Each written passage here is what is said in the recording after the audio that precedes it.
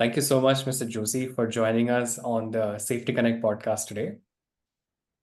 Thank you very much, Thanmai, for inviting me. And I guess it's a privilege to be part of your SafetyConnect podcast. Thank you. So, a little bit of an introduction about you for our audience.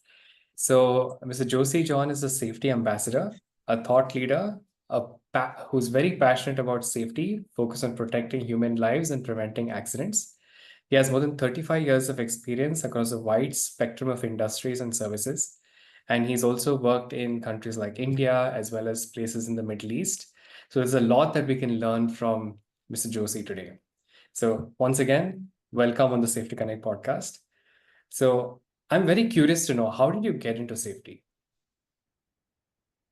That's a good question. And sometimes people would laugh at my answer. I was just asked one day, can you take up the safety department starting from the 1st of next month? I got a shock. This is an organization I was working in the Middle East in the late 90s or around 2000. And I said, okay, why not? And the reason given by the general manager, we find you to be quite articulate in your expressions. You're willing to, you're open to ideas. So I think you're the best person to set up this department in the organization. So that was about more than 20 years ago in year 2001. And it's been a very good journey from then. I could do a lot of reading and studying and gained knowledge, did some courses, upgraded my academic background and applied it. And I say that safety more than the education, it's more of application. That's why I call myself as a safety practitioner more than anything else. Got it. Interesting. So the scenario was that you basically didn't have much of a heads up, right? And despite that, you jumped into this and grabbed the opportunity. And I think that's such a good quality to have. And I feel like every person who is entering the workforce today should also have that receptivity and ability to kind of accept those challenges. Any thoughts on, like, say, what the mindset, right? What really should be the mindset of somebody who's presented with something like that? See, for me personally, doing things out of the box is very, very important. Because what you regularly do, you'll be doing the same thing every day. And the next day also, you'll be doing the same thing. But when you have thrown up a challenge, my adrenaline goes up. And I have to start thinking out of the box to come up with new ideas so that I can add value to the whole process.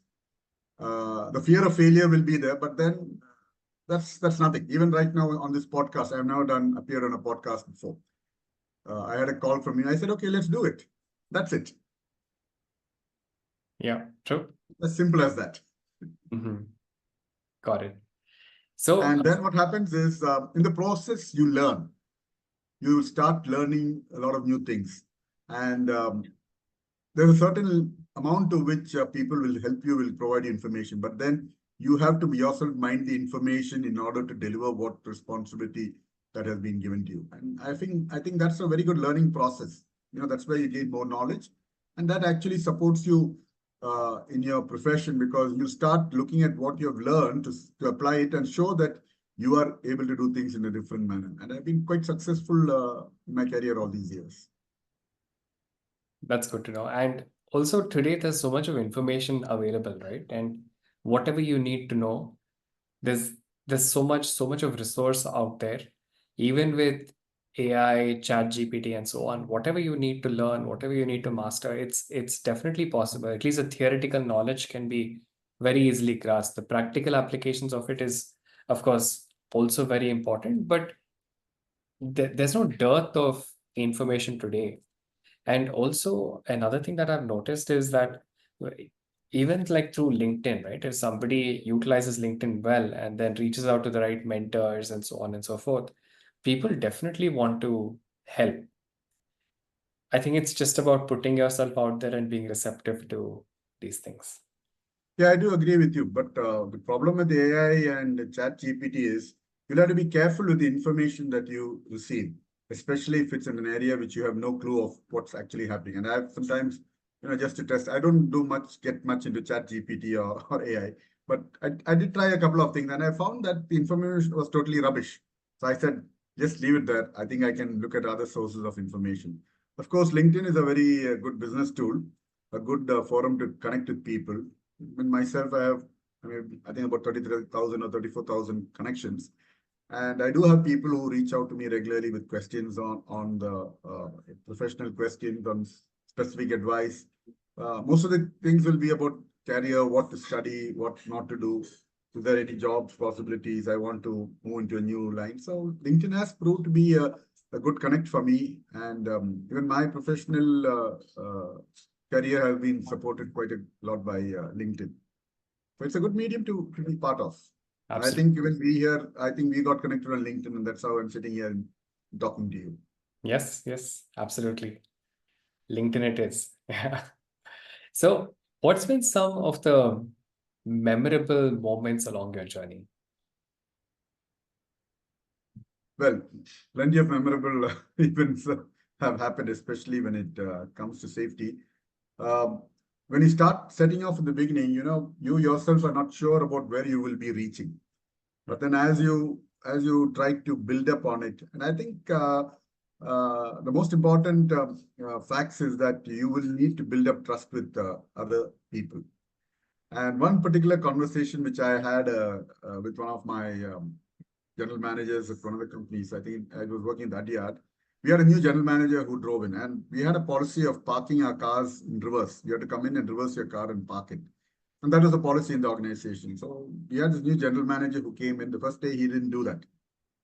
I left it at that. I couldn't meet him. He did it. Next day morning again he did it. So then I went and knocked at his door and I just went into his office. Uh, he looked at me and he said, "Who are you?" I said, "I'm the safety manager of this location." "Oh, okay." So then you know what he said? "Oh, so you are the troublemaker." Well, he said he used the term troublemaker not in a negative sense, but he expects the safety to always raise alarms, you know, when production people go out of hand. And he was we had a great relationship. We had great fun working together, no, because that was the way he looked at safety. So that was a very memorable kind of a moment to be able to be, very early in your career to be called as a troublemaker. First I got a shock. Oh no, what's this guy up to? But then I understood that he was, and he stretched out his hand and said, "Welcome, troublemaker." So that was all. And he immediately got up from his seat, went to the car park, pulled his car out, and then reversed it and parked it correctly. So that was a very memorable event for me. That's very interesting. Yeah. Not always would say general managers or leaders comply, right? Do you think that's also something which new safety professionals would encounter? Uh, it is there, but I think over the years, they are learning how to comply because on the one side, everybody talks about how compliance, safety is all about leadership. And they do not want to be seen as somebody who's, behaving in a very odd manner. Well, there may be like, for example, wearing of safety boots coming to a work location. Some of them initially find it difficult, but then when you stand your ground, they will do it. But when it's very senior officials, what I used to do is I used to find out what their shoe sizes, numbers, and ask them to keep it over there. So that when we ask them, "Yes, sir, your shoes are here, here is it." And I've seen those guys after some time, they keep the car. They ask me, "Can I keep this shoes in my car?" I said, "Go ahead, keep it." So that next time they come, they will wear it and step out of the car. So it works. It all depends upon how firmly and gently you are able to push it across to them, and they buy it. So that happens. Understood. Got it. So it's also about being creative in your approach, right? Exactly. You have to come. You can't have a one single solution for all the challenges that you have. I always say there are wild animals and domestic animals. So you need to know how to handle them in the correct way so that you are out of danger and the other side is also out of danger. So it works. Are there any other such wild encounters that you have come across? Well, I went to a stage again. This was back in the UAE. We have a lot of oil companies working there, and we do a lot of work in the oil companies. So one day, this guy came from the platform. He wanted to visit our plant, the same place where I had this troublemaker scenario. This guy, a local who comes in his dishwasher, he, he's got a He wears his sandals and he came to my gate, and I happened to be there. Normally, these guys, as soon as they come, the security opens the car and they are allowed to drive all the way into the plant, which is not permitted at all. Because it's a high risk area. There's a lot of cranes and other equipment moving, a lot of lifting. So they're supposed to park their car outside, have an induction, then make sure that the personal protective equipment is worn, and then they have to walk through the designated path all the way. So this guy comes at the gate and I said, "Sir, I want to go there." I said, "No, we cannot go in." He was a bit rough. "Oh, how can you tell that? I'm coming here all these years. Nobody has stopped me." I said, "It's not a question of me stopping here. Did you read what is written here? We respect safety." And then he made a lot of noise. I said, if I do the same thing, I come to your platform and I say, I'm not going to take a security briefing. I'm not going to take a safety briefing. I'm not going to come with an ID. Will you allow me onto my platform? He looked at me and then he reversed the car and he drove away. So I told him literally I told him, look, next time I'll just walk into your place. I also need the same rights. Well, he came back after a month and with the full gear, and he had somebody else along with him, and both of them parked their car outside and they walked all the way inside. So you need to be a little firm. And I immediately reported this to my boss and told him this. He said, "Don't worry, Josy, I'll take care. I'm sure I'll get a call from their office and I'll tell them exactly what he told them. When we are coming there, we also need the same freedom to violate the rules that you have laid down." With that, the issue was settled. Interesting. So I'm assuming that the person who had come was maybe somebody a little senior. He was from the client side. And typically, I'm from the client, I can do what I want. So again, I told you, you need to be think on the ground and see how you handle them. Got it. Yeah, absolutely. So what do you think is the most critical and indispensable foundation that must be laid for safety to thrive? So whether it's, say, at a personal level, organization level, or for society at large. I would say it starts with the personal level. One, you should start taking care of yourself.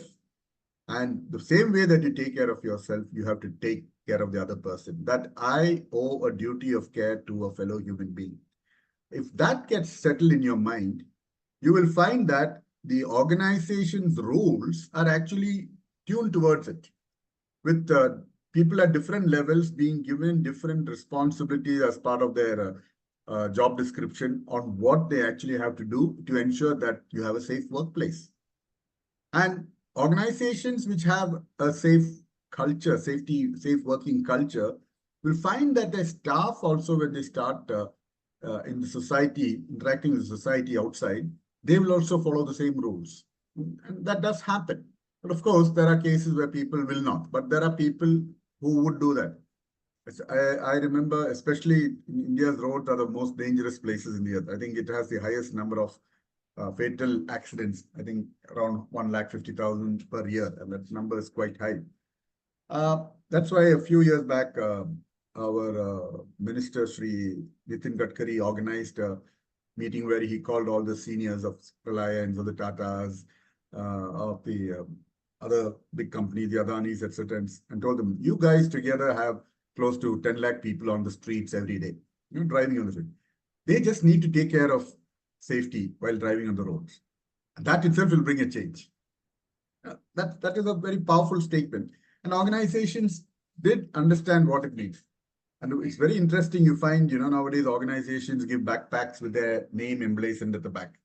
But wearing that and traveling is a little bit risky, because if you commit any, especially two-wheelers, if they try to dodge in and break the rules, somebody can take a picture up and send it to the organization. Hey, this is the guy, please do what is necessary.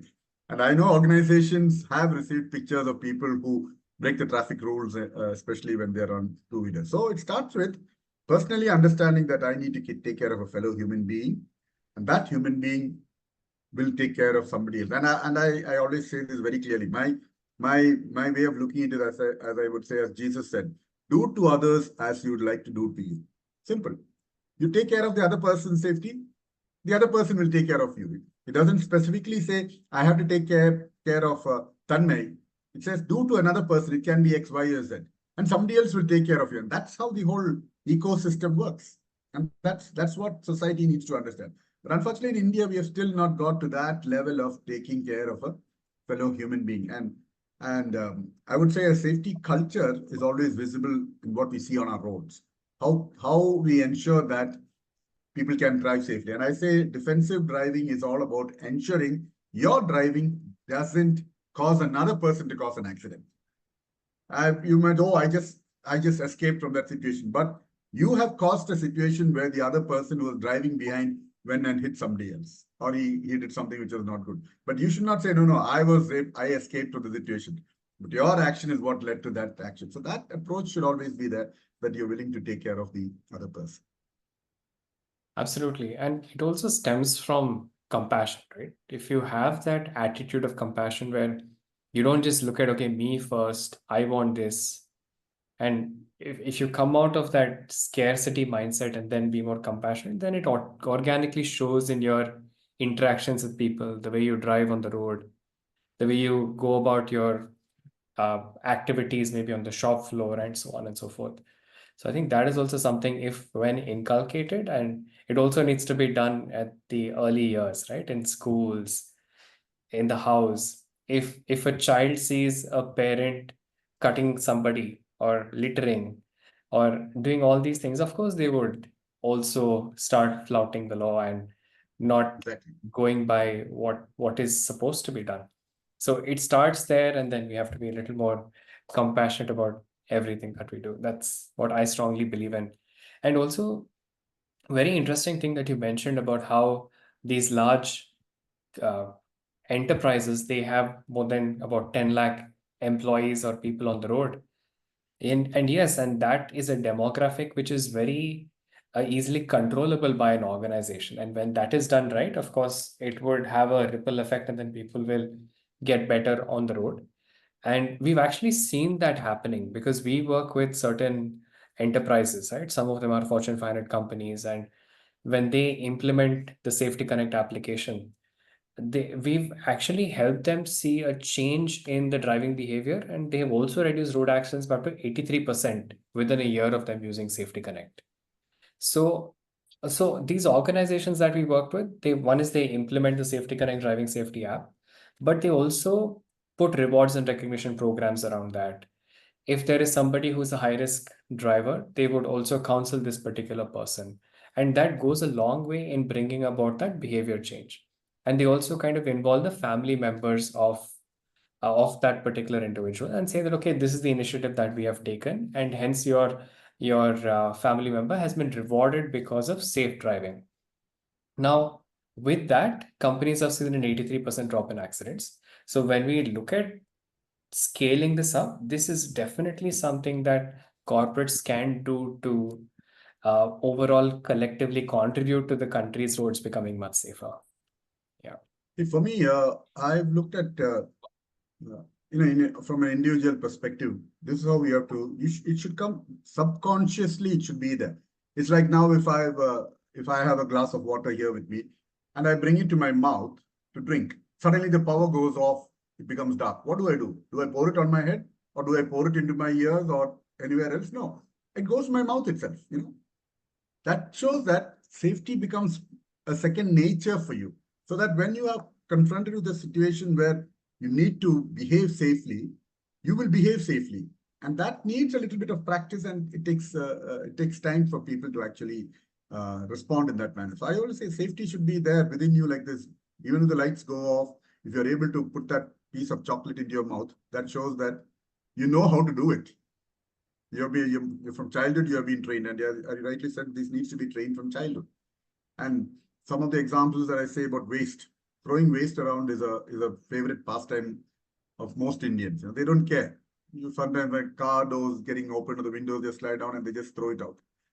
But that's not good. Years back, I think it was in the 70s, the Indian team, England team was playing a match in India. And this guy took out some chewing gum, put it in his mouth, and he folded that wrapper back and put it back into his pocket.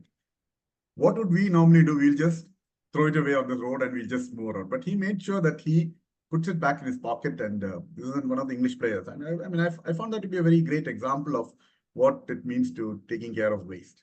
So we need to have this developed from a childhood, and that needs to that will sustain you. What you learn in your childhood is what sustains you.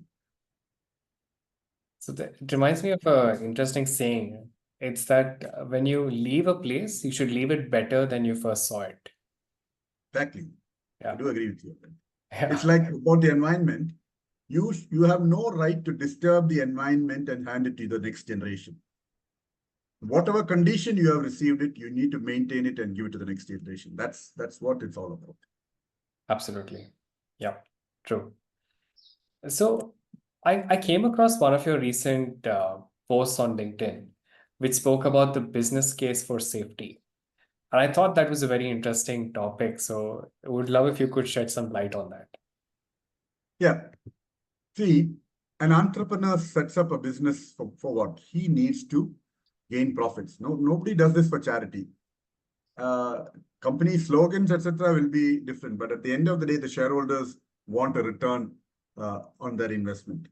Therefore, if you ensure the health and safety of the employees who work in your organization, they will give you the best of results.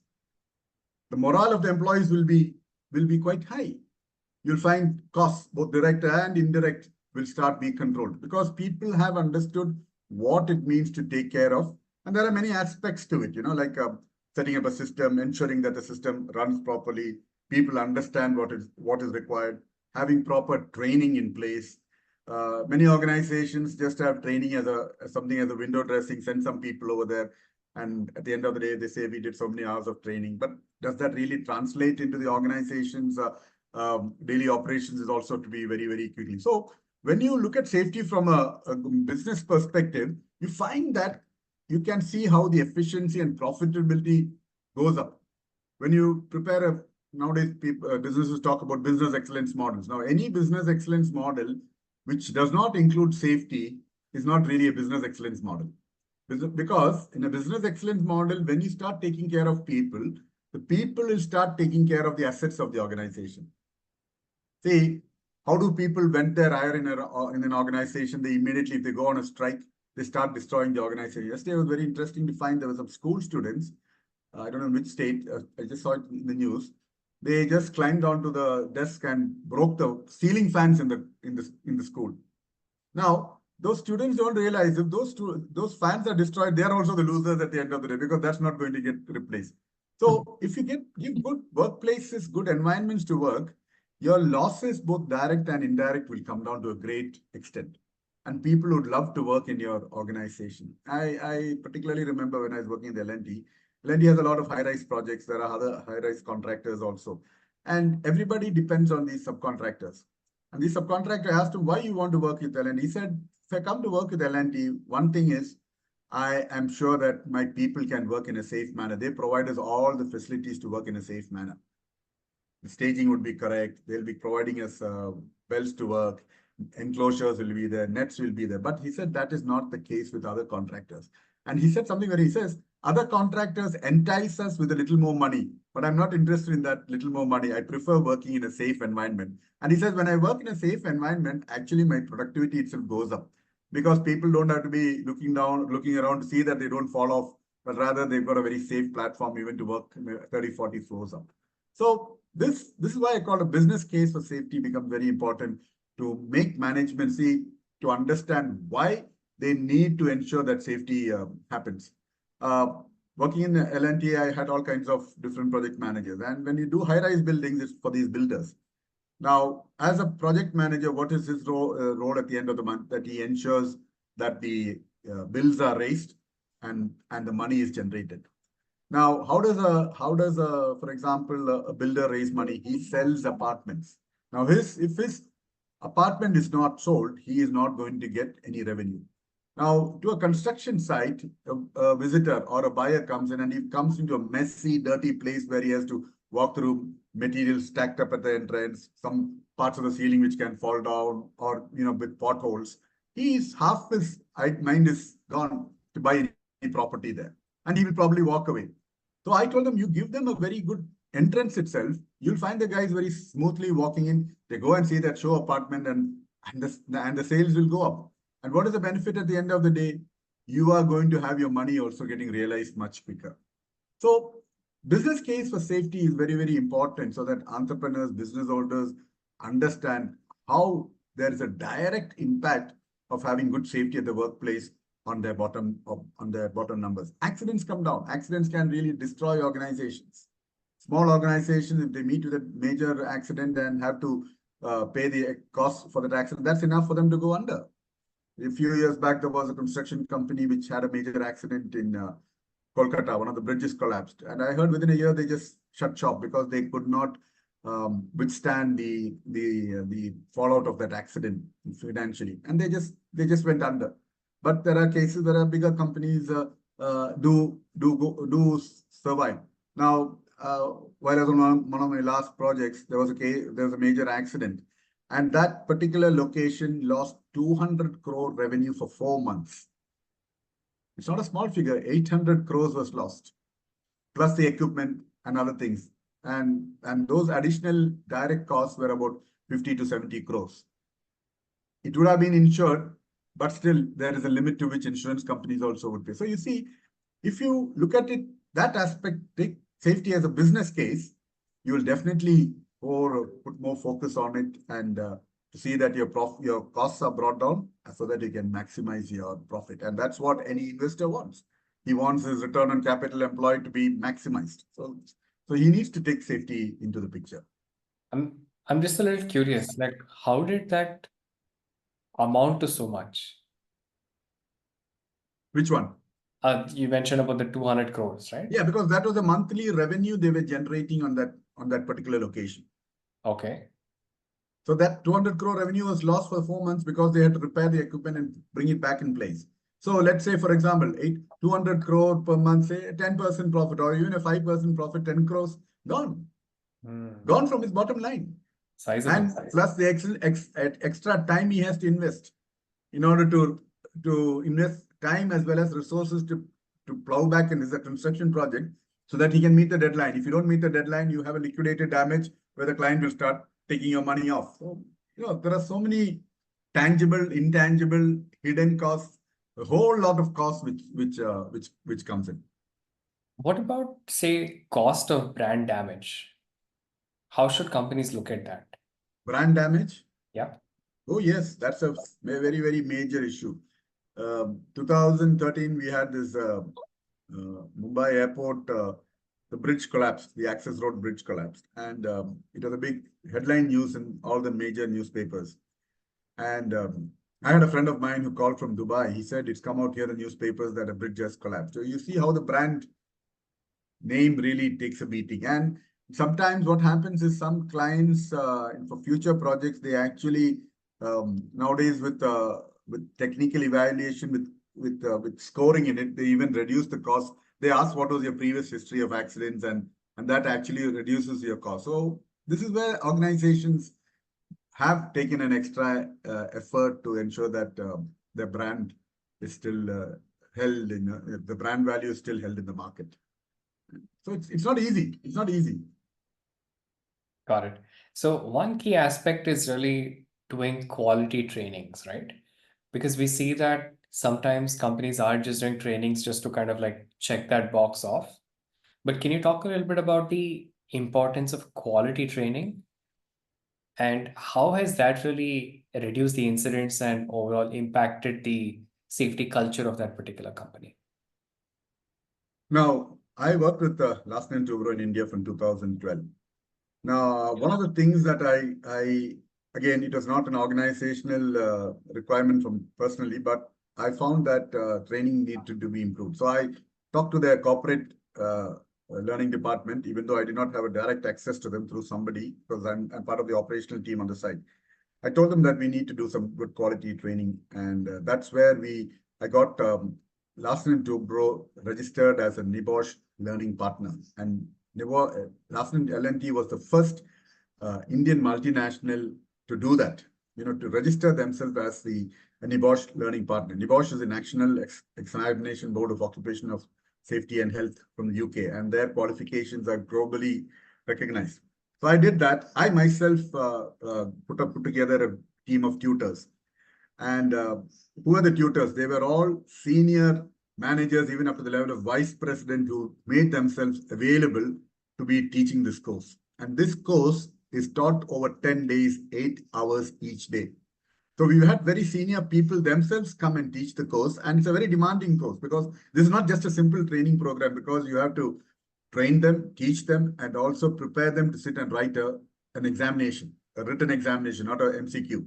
So that's how we ensured. So when you have the senior leadership itself coming in to do the teaching, and we had candidates from the organization itself, they used to be screened with some tests and other things to check their basic knowledge, and they come and sit. So when you have senior people coming and sitting and teaching them, there's a whole lot of difference. And spending 10 days together, you have guys who have been transformed when they go back to their workplaces. Then that was one course which I got L&T registered, and I have personally taught 16 batches. So that was quite a good number till I left. And then I also got them to run another course known as IOSH Managing Safely, Institute of Occupational Safety and Health, again a UK-based professional body which runs and I have personally delivered that course maybe 15 or 20 times. And that suggests a 3-day course, which is more of a training, not an academic program. But the advantage that I did it and I said is, the guys who were trained, they used to be spread around the different project sites. So when I go for my next visit, I pull up the guys and ask, you learn these things at this training. Now show me what you've done with it. And some guys did amazing jobs. And I had one of the project directors who said, "Arey, what did you do to this fellow? He has now changed totally from what he was a week before." I had one project director actually send me an email. "Josy, thank you very much. This guy, so and so, he was a terrible fellow before, but now he has changed. What magic did he do?" I said, "Nothing. He has just applied what he has learned during the training at the workplace." So that's why I said, training should be something where senior leadership should also get involved in. And when you start talking to the people, you know what is the exact problems that the organization has, which they need to address. And they come up with, "Oh, that manager is not good, this guy is not good." I said, "Don't worry about it. What can you do? I can complain about everybody else. What can you do? What little bit?" So at the end of the training program, I kind of put them as, just give me a list of 2 or 3, make a list of 2 or 3 things which you want to do when you want to go back to your workplace. And I told them, keep reviewing that for the next 2-3 weeks or for 2-3 months, and you will find there'll be a gradual change in the areas that you address. And many of the guys have done a great job. And even recently I met somebody, "Sir, I was in your class of 2013. Okay. You know what you taught me those days, I still remember and I'm still practicing it. I can even show you photographs." Thank you very much. So that's what training should always be. You need to hold your hand and walk together, understand what they are talking about, and that's what will bring about a change. And even now, we make myself available to do a 1-day training known as Your Safety DNA. Because that safety DNA, where is it and where it should be? This is what organizations need to understand. And I was doing it quite often till recently when I was with data consulting engineers. Now I'm retired, but still, if organizations have approached me, I still do it for them to bring about a change in the DNA. We need a little bit of genetic engineering to modify people. Interesting. So how has your approach to training evolved over the years? Approach and training, well, over the years, what I've seen is you need, there are 3 levels of people. You have the management. They should know what is leading safety at the workplace is all about. They should have an overall picture of how it affects their bottom lines if they do not manage these things. And when I talk to senior leadership, I always talk in those terms. How your delivery schedules can be affected. If your delivery schedule of some particular activity gets affected, how it hits your bottom line, and what all necessary to be done. And I always tell them, you do not have to actually invest anything more. What you need to do is just follow what is written in your manuals. And it all comes down to that, how to make sure that people understand this requirement. And that's where you need to have some kind of a measurement matrix where you have safety parameters which come in and gives you an overall picture whether it's being done correctly. And each business can have its own way of doing it.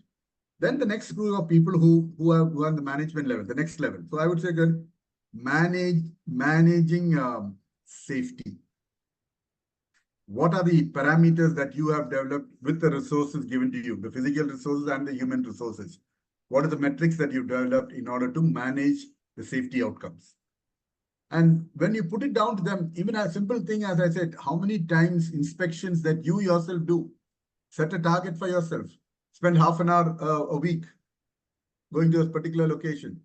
What is the inputs that you put into your training? And I said, when you start doing inspections and training, you are actually connecting with people.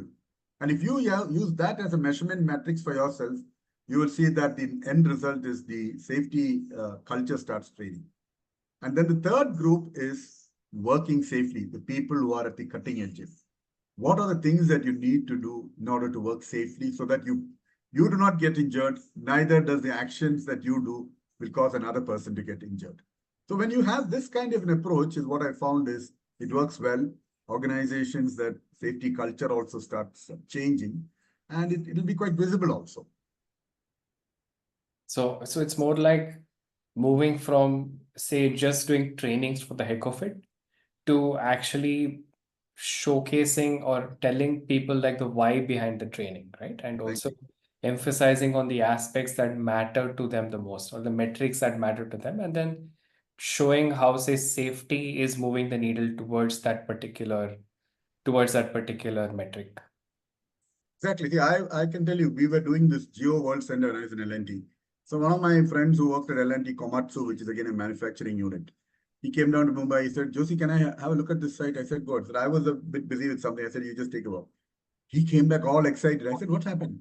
I was walking along that basement and there were 3, 4 guys who were grooming the area. As soon as they saw me, they stopped. I didn't want them to stop their work, but they said, no, sir, we will stop the work. And they told me, we are wearing masks so that we don't breathe the dust. But we find that you're not wearing a mask. If you come here, you will take the dust in. He says, in my all these 35 years that I've been in the manufacturing sector, I have never had workers who are concerned about the visitors who come to the workplace. So he told me, Josie, what have you done? I said, that's the quality of training that we deliver here. It's as simple as that, get those people to understand you're taking not only of yourself, learn to take care of the other person. And he was very excited. He said, I should take this back to my manufacturing divisions also and train. I said, well, that's what you should have been doing in the first place. I said, good luck, go ahead with it. So you see, you get the workers themselves to understand these things. There will be a transformational safety culture there. That's a very interesting experience that you shared. And so, how have you seen technology influence the landscape of HSE? And how do you think it's going to evolve in the coming years?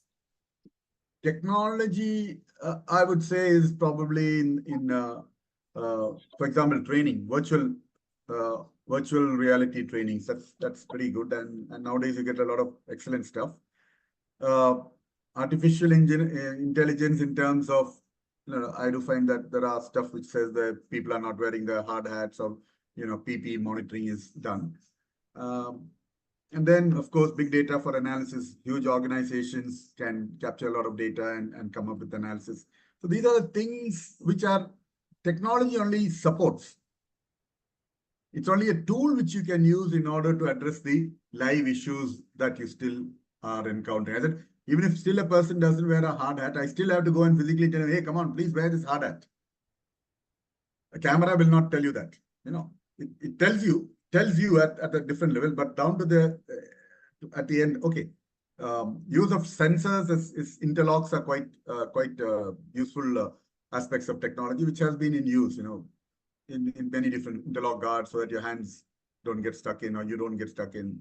A very simple interlocking guard is even our modern lifts, where as soon as you walk into the door, it sees that you're coming in, the sensors allow the doors to be kept open. So that's a very basic kind of a thing. So these are things which are in function, and it's in one way or the other, it works. It works. But again, I told you, safety is more of the physical aspects, which needs a lot of human intervention, whether with the use of AI or without the use of AI.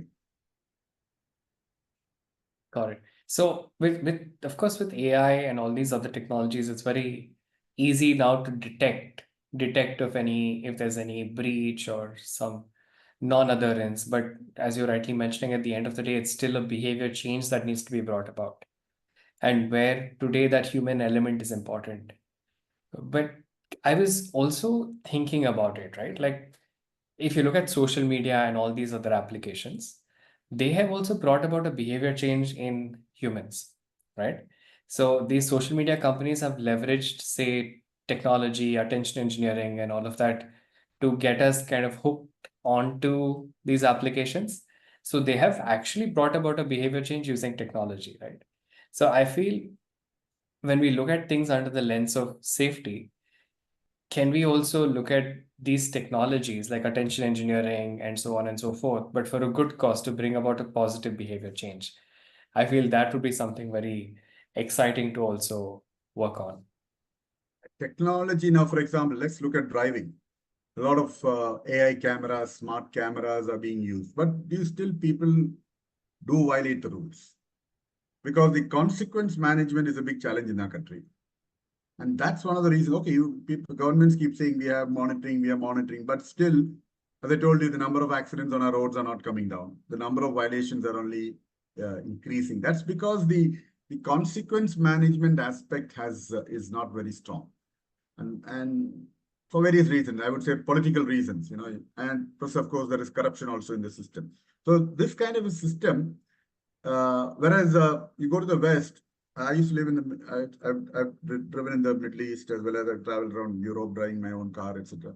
I mean, the rules are very clear. People respect the rules and they know that consequence management is pretty high. In Dubai, for example, if you jump the red signal, you can even have your visa cancelled.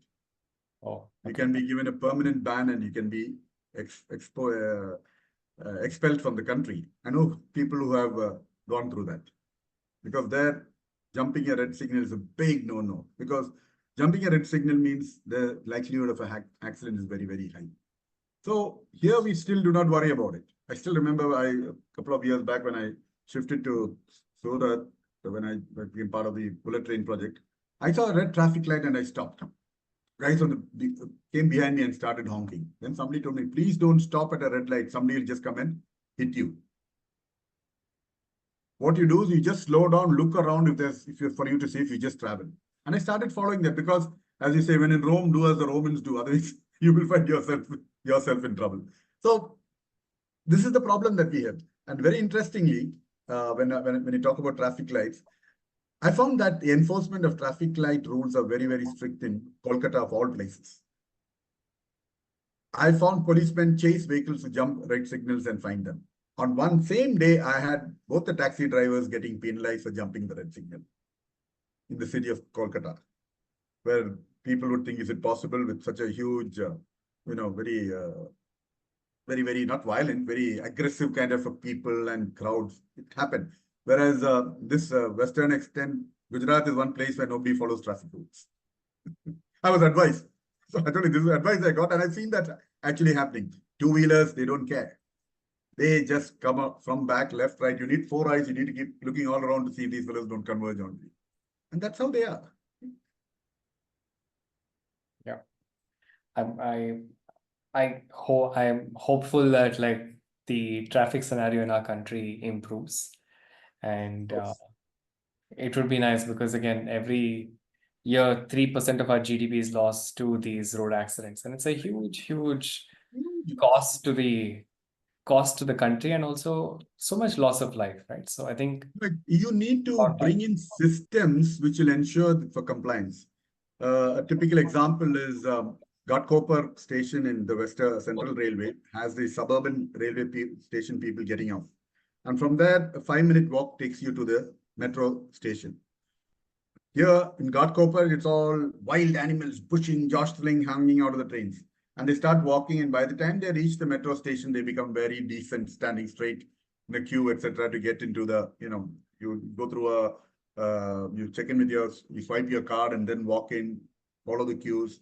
And when the train comes in, very orderly go in. When the doors shut, you don't jump into it, you step back. See, you have created a system where behaving safely becomes the norm. Whereas in the Indian railways, they don't care. They just don't care.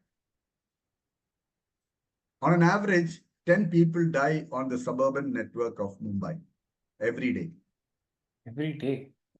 Every day. The statistics are there. In the last, I got the number of 52,000 people or 53,000 people over the past 15 or 20 years. It was there at the Times of India.